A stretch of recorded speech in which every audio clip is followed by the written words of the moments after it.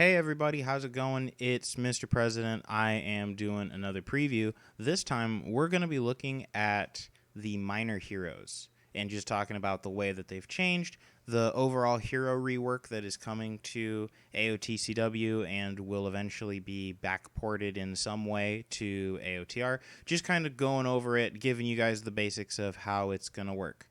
So, first of all, I've built a couple of heroes already. Most of these are very early game heroes, so these are things that you're going to be able to get with either limited or no tech. So the first thing to go over is that heroes now have a trait system, and how this is going to work is that every single hero that is named is going to have a trait. So, for example, if we were to look at Shadow Squadron, we have a Vigorous Bomber Commander. This is a defensive trait. Now, there are 4 different categories of traits, and then each trait has 3 tiers within it. So, we have our offensive traits. These are going to be things that are going to buff up your speed and your damage, but they are going to reduce your health and shields. And so basically, you're saying, I'm going to be more vulnerable, but I'm also going to do more damage and get to my positions faster. You have your defensive traits, which are going to say, I'm going to have an increase in health, but I'm going to lose out on damage and speed, and in some cases, ability recharge time. Then you have what I like to call your morale traits. These are kind of buffs to things like your health, your shields, your damage, that kind of thing. And then we have your soft stat traits. These are going to be things that are not going to touch things that you're going to see on the unit card, like your shields, your health, your speed, that kind of thing. And those are going to kind of do soft stats, like, hey, this is going to buff up your defense. This is going to buff up your damage per shot, that kind of thing. So we'll go over that with a couple examples, but I just kind of want to introduce this idea. As it stands right now, we have 12 traits. Some are better than others, and they all fit within one of those categories that I've explained there. So just to get Shadow Squadron off screen here. Actually, before we do that, Vigorous Bomber Commander. Each trait can apply to either all units, whether it's space or ground, or they can apply to a specific category. So in this case, it says Vigorous Bomber Commander, meaning that this is only going to apply to bombers. So if you're using a bomber heavy fleet, you want Shadow Squadron in there. If you're using Shadow Squadron in a capital ship heavy fleet or a fighter heavy fleet, that bonus, might go to waste, whereas you could increase the capabilities of another battle group. Looking at kind of a tier 3, a high tier morale trait, this is Shonen Killian. He is in Invincible. Heroes, just like in AOTR, they might have modified loadouts compared to what their base unit is. Shonen Killian is probably one of your stronger early tech heroes. But he's gotten Invincible. His says Inspiring Battleship Commander, 15% bonus to health, 10% bonus to damage, 12.5 bonus to shield, and 10% faster ability recharge time. Inspiring, this is kind of the top end of the morale trait section. There are no downsides, but I should mention that the spread for the traits that don't have downsides are 15% maximum, whereas the traits with downsides, they can go as high as 30% in either the positive or negative direction. Kind of going to the opposite end of that, we've got another hero here. This is Niles Tennant. This is a political admiral. So due to his kind of connections within the government, he was able to get his hands on a prototype Venator. So before you tech into Venators, you can build Niles Tennant. He's going to have a Venator that you don't have to tech into. But the downside is because he's a political admiral, he is going to give a 10% health debuff because doesn't quite know what he's doing. But, because he's, wanting to rush and show a good impression, he's going to get a 5% bonus to speed. So a little bit faster, a little less health, a little bit slower on the ability recharge time. This kind of is to simulate how a political admiral might function. And then if we were to look at Warlord Zinj's mom, this is an aggressive cruiser commander. So you can see the negative 7.5 bonus to health, plus 7.5 bonus to damage, 5% bonus to speed. These are just examples. So whenever you see the word aggressive, those bonuses are going to apply. So even if it's on the ground, if you say like a aggressive infantry commander, it's still going to be a negative 7.5 bonus to health, plus 7.5 to damage, plus 5 to speed. So the trait name is always going to be the first thing, and then the category that it applies to is going to be the second thing. So aggressive cruiser, political admiral. Admiral is going to be for fleet wide, general is going to be for ground wide. On top of that, we've also got the introduction of a few more generic commanders. So, for example, this is a generic wing commander. Just a 2.5% bonus to all stats for fighters and bombers. Or in this case down here, we've got a 2.5% bonus to vehicles as a vehicle tactician. Or over on Wayland, for example, frigate commander. So that's just kind of showcasing how this is going to work and kind of the impact of what heroes are going to go well with your playstyle.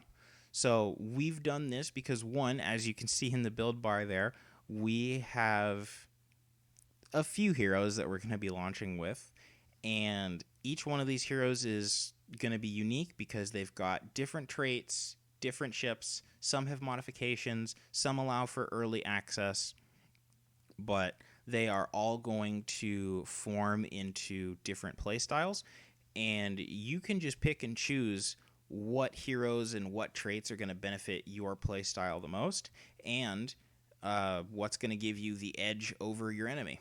Because if you're, say, stuck in teching into something and your enemy is going in an unexpected direction and is pulling a move that surprises you, then you, instead of having to cancel research and start research in something else, you might be able to pivot by just picking a solid leader. Now, because there are so many heroes that you can choose from, I'm just going to show Shadow Squadron again here. You're going to see at the bottom there, it says build limit group commanders. So you can only have 10 commanders active at a time. This is a combination of both space and ground. So you can have 10 ground commanders, 0 space. You can have a whole bunch of space commanders, 0 ground. You can have 5 and 5. You can split it however you want, but the limit is 10. Now, with AOTR, if you were to lose your minor heroes, they are gone for good. We are experimenting a bit with the Clone Wars mod because we want to allow minor heroes to be rebuildable. So if I lose my political admiral, Niles Tennant, or a Shadow Squadron gets shot down, they are going to be rebuildable just from any Republic administration. That's the building with the R there in my building slot. And that's going to allow them to be rebuildable. Now, to make it so that you're not just spamming the heroes out, the prices are going to be higher and their build times are going to be longer than the conventional unit, and that's going to serve as your cooldown. And you might want to switch things up a bit, or you might really like the hero and you want to keep things going exactly the same. So what we're going to do is we're going to get a little fleet engagement going, and I'll see if I can show you guys the difference of what type of heroes are going to have impacts on what. So we're going to go ahead and cut straight to a battle. Okay, so what we are going to do is, since my fleet right now is primarily made up of acclimators and dreadnoughts, if you highlight over the description, you can see that this is a class cruiser. And this is a class cruiser. What I'm going to do is I'm going to go ahead and use my aggressive cruiser commander bonus, because I think I can speed up my dreadnoughts and have them do more damage so that I can overwhelm the enemy defenses. So we are going to go ahead and get engaged for a battle at Tapasi. We've got to unpause. There we go. Cruising speed. Tactical battle imminent. So, couple things with the heroes. We have done our absolute hardest to make sure that every single hero not only just has a unique trait, but also feels and plays somewhat uniquely. So, for example, Mama Zinj here. Red Dreadnought. A red knot. And then launches 2 fighter squadrons of these C-43 trackers. So, what we're going to do is we're going to speed up our dreadnoughts as well as our acclimators. Now, this is not going to be a tactical advice video, but what we're going to do is we're going to take our cruisers and we're going to charge the line. So, all of our dreadnoughts plus our commander, we are going to get her up right here, try and get as close to that Golan as possible, since those cruisers do the damage. Acclimators, we're going to get right up beforehand because the fact that they're faster. So once everything gets going, and we are not in fast forward, so you can see that they're moving. And then we're going to go ahead and send our V-19 swarm just in an attack move formation. Now, against a station, a defense station, and we see an invincible on radar, usually what I'm about to do would be something that would be considered quite stupid. Now, because we're rushing into our positions, we've got less health, but there's no impact to our shields. So, there's a plus. So, we're just going to go ahead and start using our acclimators to start shooting down some corvettes. That's a path.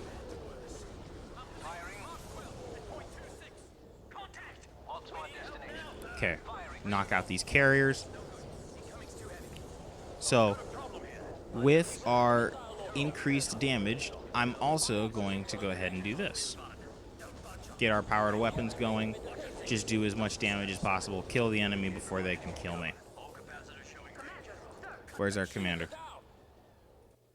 She's just slow boating it back here. Oh, and her dreadnought, she's got stun ions on her red knot. So if you're getting into a position where it's like, hey, the enemy might be doing a little too much damage to you, well, use your commander, get her up on the front, and start debuffing them. Okay. Acclimator down. Expected loss. And I know I said this last video, but I'm just reiterating it again. I'm still working on cleaning up audio. So, you guys probably might not notice a huge difference, because for the most part, this is what the final sound design is going to be like. But for me, it's the little things. So as we're going through, we're engaging this Invincible, which, by the way, in this era, Invincibles are absolute tanks, and the Republic having access to them in the early game kind of solidifies the game design that we have in mind. But we got our commander in, we started stunning this ship, And then we're going to see if we can get a stun round off on the Golem as well. Perfect. So now we've got him debuffed. The swarm worked. The acclimators are in. We're going to go ahead and start knocking out the goal in here. And then let's go ahead and do it again. Hit him with powered weapons.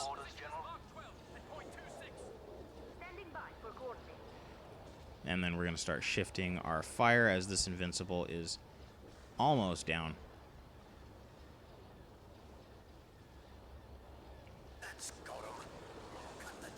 So we've got that, and then in our next fight, I'm going to show you kind of the difference of maybe a protective commander, or maybe one that just doesn't influence these stats, and then you guys can kind of look at the video footage. You can compare and get a feel for what that's going to look like. So Invincible is down. We're going to go ahead and knock out this station. I'm probably going to cut the rest of this out, so then if I do, we'll just see you in the next battle.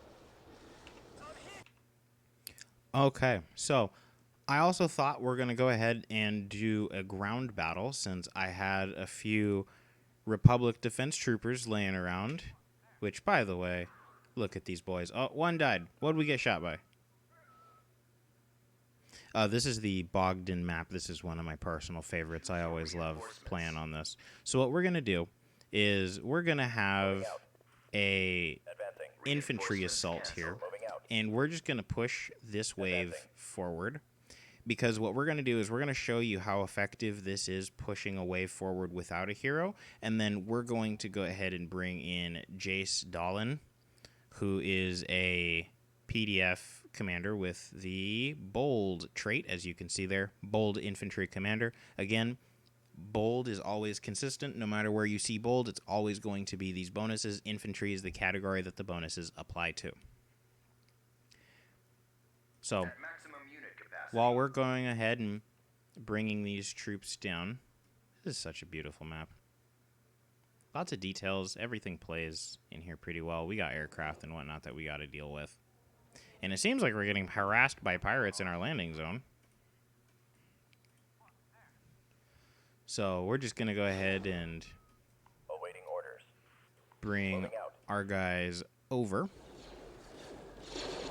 And we're just going to use the infantry blob, rush it forward.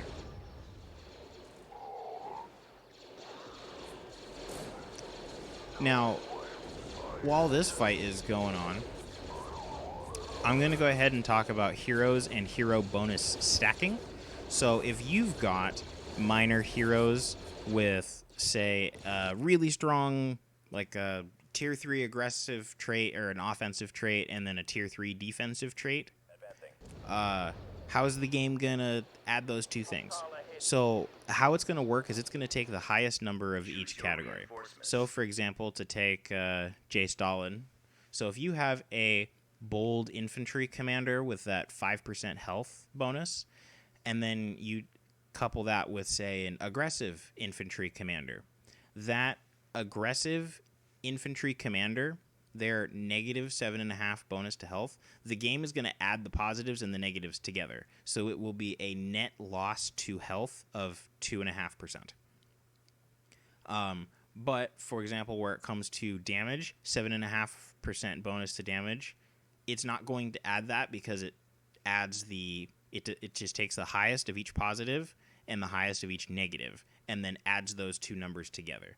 So I don't know if I'm making a ton of sense there, but that's one of those things that we can maybe put out a graphic or something on the Discord to help illustrate the point of how that's going to work.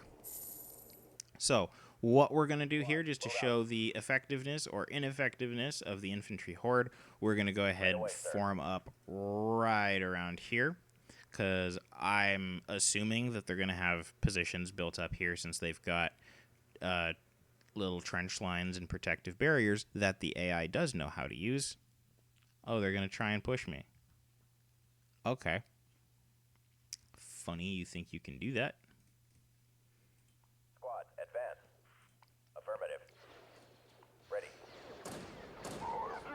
Okay. So we're going to go ahead, knock this Ackley out. Easy money. Yes, sir. Adjust our formation, and then we're just going to charge up this hill. And then maybe secure a turret so that doesn't happen again. Roger. Right away.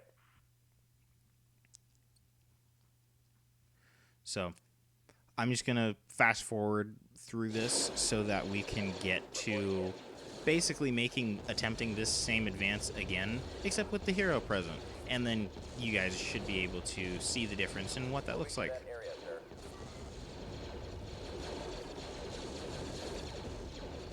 But the advance of these guys, they just look cool. You can't tell me that these doesn't look cool. This is one of Cheese's map. I think Bogdan was Cheese's first map. Now, just like in AOTR. Oh, well, since we're up here, when you see this little arrow here and the guys are gonna kind of have a light blue flashing hue, that means that they are on high ground. High ground doubles their sight range and adds 50% to their weapons range. So we're trying to have more maps integrate high ground. Now, here's what we're going to do. Instead of bringing in an X-Wave, I'm just going to go ahead and bring in Jace.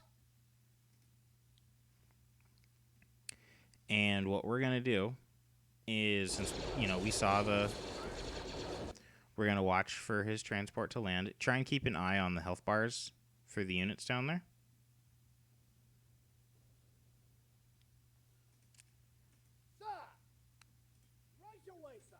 Now, unfortunately, there's a bug that's happening that makes it so that the hero head for infantry heroes doesn't show up in the top corner here, but for all your other heroes, they're going to show there. But you can always tell where the guy giving you the bonus is because he's going to have the faction insignia underneath. So his unit not only is equipped with rocket launchers, which makes them the ultimate anti-armor defense troopers, but they've also got extra equipment. Now, from here, our guys that are on the high ground, they're going to immediately start doing more damage. They're going to have more survivability, which means overall they're going to be better at clearing this point. So they've taken that reinforcement zone that's up there. And then we can get a good look at these guys. Just like in AOTR, their equipment is going to vary. So as you can see, the rocket launcher guy there, he's carrying a dumbfire rocket launcher, and you'll see maybe in some other showcase what a SmartFire rocket launcher looks like, but you can always visually tell the difference as well as have the projectiles. Moving to secondary position.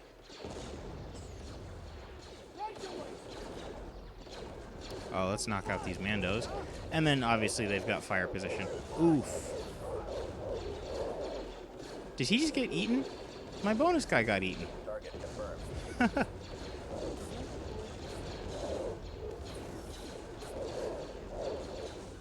So, I know relatively minor with the impact of those heroes, but just giving you an example of how those traits are going to look.